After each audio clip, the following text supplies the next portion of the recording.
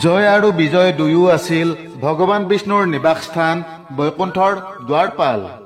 4 ঋষি কুমাৰৰ অভিশাপৰ বাবে দুয়োজনেই মৰ্ত্যলোকত 3টা জন্ম ল'বলৈ বাধ্য হৈছিল, যিসকলক পাছত ভগৱান বিষ্ণুৰ বিভিন্ন অৱতাৰে বধ কৰিছিল। আজি আমি এই দুজন জয় বিজয়ৰ বিষয়ে কিছু কথা ক'বলৈ লৈছোঁ। জয় বিজয় আচলতে কোন আছিল? জয় বিজয়ৰ পিতৃ মাতৃ কোন আছিল? জয় বিজয় কেনেকৈ বৈকুণ্ঠৰ দ্বাৰৰক্ষক হৈছিল? পাছত জয় বিজয়ৰ কি হ'ল?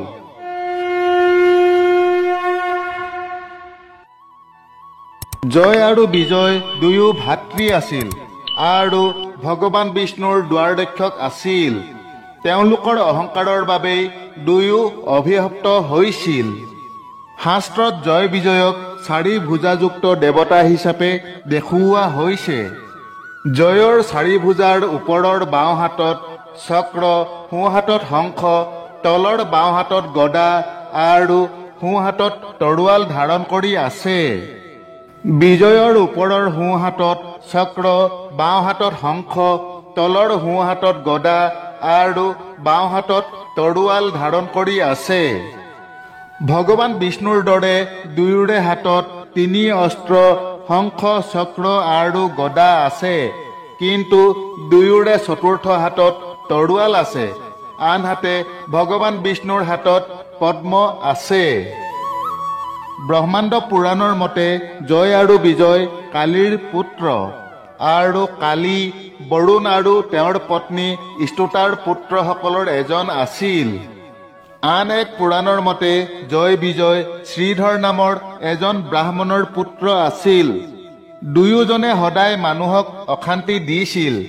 এবাৰ সনকাদি মুনিসকলে গা ধুই থকা অৱস্থাত জয় বিজয়ে তেওঁলোকৰ কাপোৰ চুৰি কৰি লৈ গৈছিল। তেতিয়া সনকাদি ঋষিয়ে দুয়োকে ভগৱান বিষ্ণুৰ 12 অক্ষৰ মন্ত্ৰ দিলে। সেই মন্ত্ৰৰ প্ৰভাৱ লাভ কৰাৰ পাছত জয় বিজয়ে কঠোৰভাৱে ভগৱান বিষ্ণুৰ তপস্যা কৰি বৈকুণ্ঠত স্থান লাভ কৰিলে আৰু দুয়ো তাতেই দ্বাৰৰক্ষী হৈ থাকিল। ভাগৱত পুৰাণৰ কাহিনী অনুসৰি এবাৰ 4 ঋষি কুমাৰ সনক, সনন্দন, সনাতন আৰু সনত কুমাৰ ভগৱান বিষ্ণুৰ দৰ্শন কৰিবলৈ বৈকুণ্ঠ লোকলৈ গৈছিল। জয় আৰু বিজয় দুয়োজনেই বৈকুণ্ঠৰ দ্বাৰত পহৰা দি আছিল। জয় আৰু বিজয়ে এই সনকাদি ঋষিসকলক দ্বাৰত ৰখাই থলে।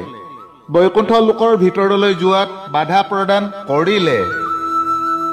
তপস্যাৰ বলত 4 ঋষি কুমাৰ সদায় মাত্ৰ 5 বছৰীয়া বালক যেন দেখা গৈছিল। বৈকুণ্ঠৰ দ্বাৰৰক্ষী জয় বিজয়ে 4 ঋষিক দেখি বালক যেন ভাবি দুৱাৰত ৰখাই থলে। দুয়োজনে কুমাৰসকলক ক'লে যে প্ৰভুৱে এতিয়া বিশ্ৰাম লৈছে, সেয়েহে তেওঁলোকে তেওঁৰ ওচৰলৈ যাব নোৱাৰিব। এনেদৰে বাধা পাই ঋষি কুমাৰসকলে জয় বিজয়ক বুজাবলৈ বহুত চেষ্টা কৰিছিল। হে দুৱাৰীসকল, আমি ভগৱান বিষ্ণুৰ পৰম ভক্ত। আমাৰ গতিবেগ কতো ৰৈ নাথাকে। তিনিও লোকৰ যিকোনো স্থানলৈ যিকোনো সময়তে আমি যাব পাৰোঁ। আমি ঈশ্বৰক দৰ্শন কৰিব বিচাৰোঁ। তেন্তে ঈশ্বৰৰ দৰ্শন কৰাত আমাক কিয় বাধা দিছা? তোমালোকে সদায় ঈশ্বৰৰ ওচৰত থাকি ঈশ্বৰৰ সেৱা কৰি আছা, গতিকে তোমালোকো ঈশ্বৰৰ দৰেই সমদৰ্শী সমভাৱী হোৱা উচিত। ভগৱানৰ স্বভাৱ অত্যন্ত শান্তিপূৰ্ণ, গতিকে তোমালোকৰ স্বভাৱো একেই শান্তিপূৰ্ণ হ'ব লাগে। সেয়েহে তোমালোকে আমাক শান্তিপূৰ্ণভাৱে ভগৱান বিষ্ণুৰ দৰ্শনৰ বাবে যাবলৈ দিয়া। ঋষিসকলে এনেদৰে কোৱাৰ পাছতো জয় আৰু বিজয়ে তেওঁলোকক বৈকুণ্ঠৰ ভিতৰলৈ যোৱাত বাধা দিবলৈ ধৰিলে। এইদৰে জয় বিজয়ে ৰখাই দিয়াত সনকাদি ঋষিসকলে ক্ৰোধিত হৈ ক'লে, ভগৱান বিষ্ণুৰ ওচৰত থকাৰ পাছতো তোমালোক অহংকাৰী হৈ পৰিছা আৰু এজন অহংকাৰী ব্যক্তিয়ে বৈকুণ্ঠত বাস কৰিব নোৱাৰে। সেয়েহে আমি তোমালোকক অভিশাপ দিছোঁ যে তোমালোক মৃত্যুলোকত গৈ জন্ম লোৱা আৰু পাপৰ ফল ভোগ কৰা। ঋষিসকলে এনেকৈ অভিশাপ দিয়াত জয় বিজয়ে ভয় খাই তেওঁলোকৰ ভৰিত পৰি ক্ষমা খুজিবলৈ ধৰিলে। সনকাদি ঋষিসকলে দৰ্শন কৰিবলৈ আহি বৈকুণ্ঠৰ দুৱাৰমুখত ৰৈ থকা বুলি জানি ভগৱান বিষ্ণু নিজেই মাতা লক্ষ্মীৰ সৈতে তেওঁলোকক আদৰিবলৈ আহিল। ভগৱান বিষ্ণুৱে তেওঁলোকক ক'লে, হে মুনীশ্বৰসকল, এওঁলোক দুয়ো মোৰ পাৰিষদ জয় আৰু বিজয়।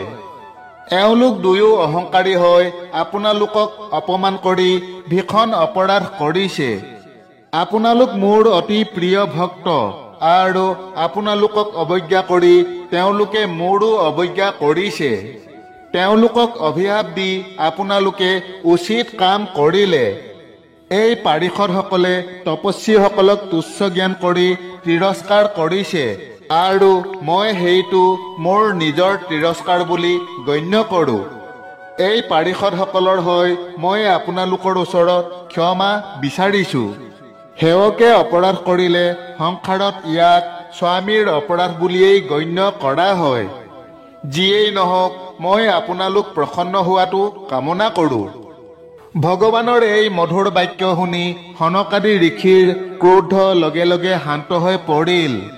ভগৱানৰ এই মহানুভৱতাত তেওঁলোক অতি সুখী হৈ ক'লে, হে প্ৰভু, কেৱল ধৰ্মৰ মৰ্যাদা ৰাখিবলৈকে আপুনি আমাক ইমান আদৰ সন্মান দিয়ে।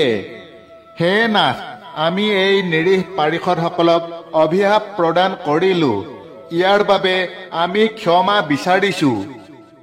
যদি আপুনি উপযুক্ত বুলি ভাবে তেন্তে এই দ্বাৰদক্ষীসকলক ক্ষমা কৰি আমাৰ অভিশাপৰ পৰা মুক্ত কৰিব পাৰে।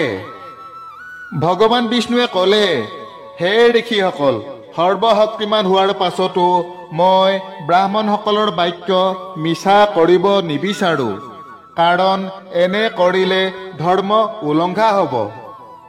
আপোনালোকে এওঁলোকক যি অভিশাপ দিছে সেয়া মোৰ প্ৰেৰণাতে হৈছে। এওঁলোক নিশ্চিতভাৱে শাস্তিৰ অধিকাৰী পাত্ৰ।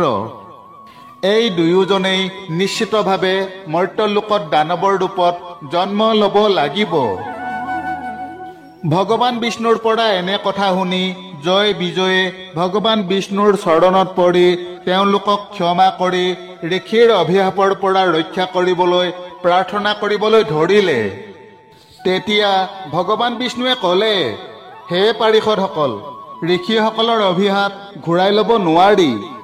তোমালোকে কৰ্মৰ ফল অৱশ্যে ভোগ কৰিব লাগিব, কিন্তু এই অভিশাপৰ পৰা মুক্তি লাভৰ বাবে মই তোমালোকক দুটা বিকল্প পথ দিছোঁ।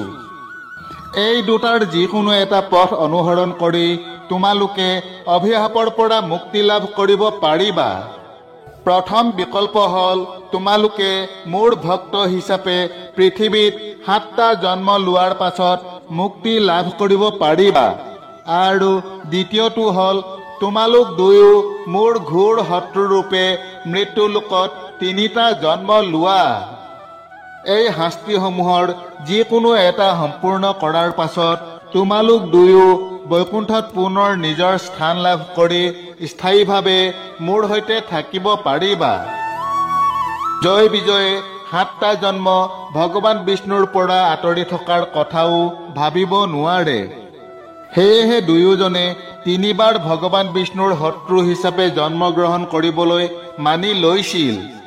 যদিও 3টা জন্মতে দুয়োজনেই ভগৱান বিষ্ণুৰ প্ৰতি শত্ৰুতা কৰিব লগা হ'ব আৰু 3টা জন্মতে দুয়োকে ভগৱান বিষ্ণুৱে বধ কৰিব, তথাপিও দুয়োজনে সোনকালে বৈকুণ্ঠ লোকলৈ উভতি অহাৰ ইচ্ছাত দ্বিতীয় বিকল্পটো বাছি লৈছিল।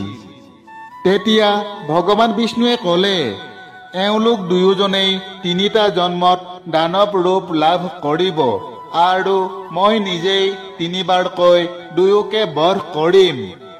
মোৰ প্ৰতি শত্ৰুতা কৰিয়েই তেওঁলোকে মোৰ ধ্যানত মগ্ন হৈ থাকিব। মই দুয়োকে 3বাৰকৈ বধ কৰাৰ পাছত তেওঁলোকে মুক্তি লাভ কৰি পুনৰ এই বৈকুণ্ঠ লোকলৈ ঘূৰি আহিব। এই দ্বিতীয় বিকল্প গ্ৰহণ কৰাৰ লগে লগেই জয় বিজয় দুয়ো বৈকুণ্ঠ লোকৰ পৰা খহি পৰিল। ইয়াৰ পাছত জয় বিজয় দুয়োজনেই মৰ্ত্য লোকত তিনিবাৰকৈ ভগৱান বিষ্ণুৰ ঘোৰ শত্ৰু হিচাপে জন্ম লাভ কৰে। সত্য যুগত প্ৰথমবাৰৰ বাবে জয়ৰ জন্ম হৈছিল হিৰণ্যকশিপুৰ ৰূপত আৰু বিজয়ৰ জন্ম হৈছিল হিৰণ্যাক্ষ দৈত্যৰ ৰূপত। তেতিয়া ভগৱান বিষ্ণুৱে বৰাহৰ অৱতাৰ লৈ হিৰণ্যাক্ষক বধ কৰে আৰু ভয়ানক নৰসিংহৰ অৱতাৰ লৈ হিৰণ্যকশিপুক বধ কৰিছিল।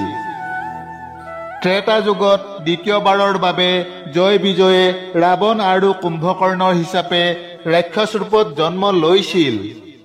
এইবাৰ ভগৱান বিষ্ণুৱে মানৱ ৰূপত শ্ৰীৰাম ৰূপে অৱতাৰ লৈ লংকা যুদ্ধত ৰাৱণ আৰু কুম্ভকৰ্ণ দুয়োকে বধ কৰিছিল। দ্বাপৰ যুগত তৃতীয় তথা শেষবাৰৰ বাবে জয় বিজয়ে মানৱ ৰূপত জন্ম লৈছিল। এইবাৰ জয়ৰ জন্ম হৈছিল শিশুপাল ৰূপে আৰু বিজয়ৰ জন্ম হৈছিল দন্তবক্ৰৰ ৰূপত। এই জন্মত শিশুপাল আৰু দন্তবক্ৰক ভগৱান শ্ৰীকৃষ্ণই বধ কৰিছিল। প্ৰথম দুটা জন্মত জয় বিজয় দুয়ো সহোদৰ ভাতৃ আছিল আৰু শেষ জন্মত দুয়োজনেই আছিল সম্বন্ধীয় ভাতৃ। এনেদৰে একেৰাহে তিনিটা জন্মত ভগৱান বিষ্ণুৰ দ্বাৰা তিনিবাৰ বধ হোৱাৰ পাছত জয় বিজয় দুয়ো ঋষিৰ অভিশাপৰ পৰা মুক্ত হৈ পুনৰ বৈকুণ্ঠ লোকলৈ যায় আৰু তাতেই অনন্ত কাললৈ পাৰিষদ ৰূপে স্থান লাভ কৰে। বান্ধৱসকল, এয়াই হৈছে বৈকুণ্ঠৰ দুৱাৰপাল জয় বিজয়ৰ বিষয়ে এক সংক্ষিপ্ত কথা। আগলৈ অন্য এক নতুন কথাৰ সৈতে পুনৰ লগ পোৱা আশাৰে তথা আপোনালোক সকলোৰে কুশল কামনাৰে আজিলৈ সামৰিছো। জয় শ্ৰীকৃষ্ণ।